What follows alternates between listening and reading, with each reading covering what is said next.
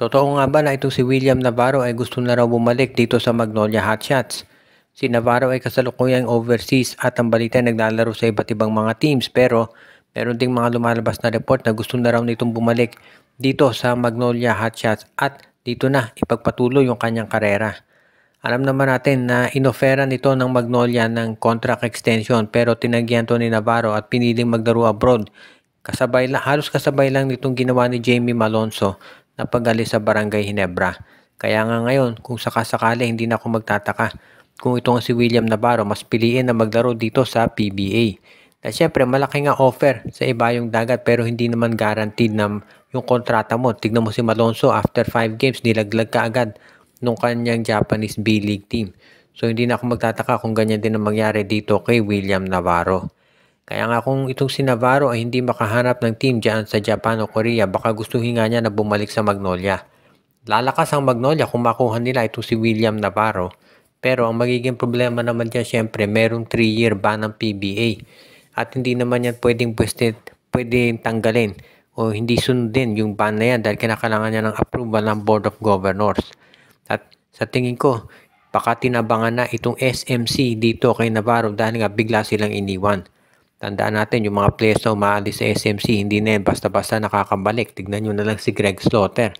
Kaya nga hindi na ako magugulat kung itong si William Navarro, kahit gusto niyan bumalik sa Ginebra, ay hindi na siya makabalik. Dahil syempre, baka medyo iba na ang timpla dito ng SMC at baka si Alfrancis Chua hindi na interesadong makuha si Navarro. Dahil ito si Yuki Andrada, nandiyan na sa Magnolia. Plus of course, ang ganda-ganda ng nilalaro ni Xavier Lucero.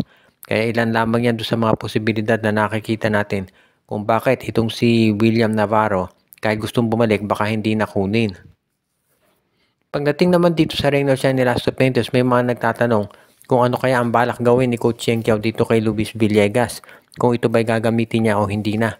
Maraming mga fans ang nagsasabi na dapat daw ito i-trade na ng Reynolds and Elasto Painters dahil matatawag itong draft bust.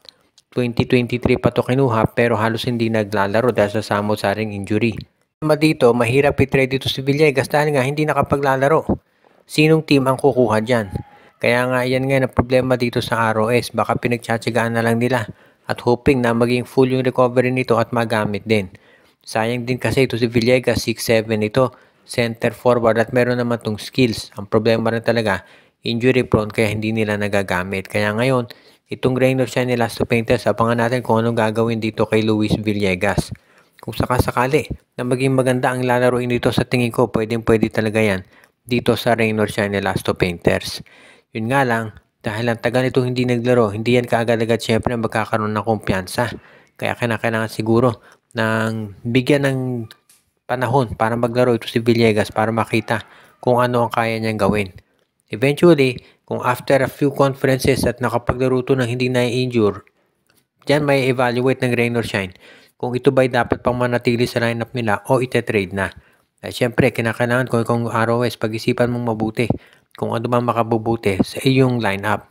Dahil kung ikaw naman itong rain or shine, alam natin na championship na talaga ang habol niyan. At kung ito si Luis Villegas, maganda naman ang ilalaro, bakit hindi nila isasama dyan? Kaya nga hindi na ako magugulat kung itong si Luis Villegas talaga eventually ay makuha ng Reynolds and Elasto Painters at talagang sabihin natin kung maging maganda yung laro niya, baka pwede na yan na magamit na center. Anyway, pagbalik ni Kit Datu next season, mas lalaki pa at mas gaganda lineup nitong ROS.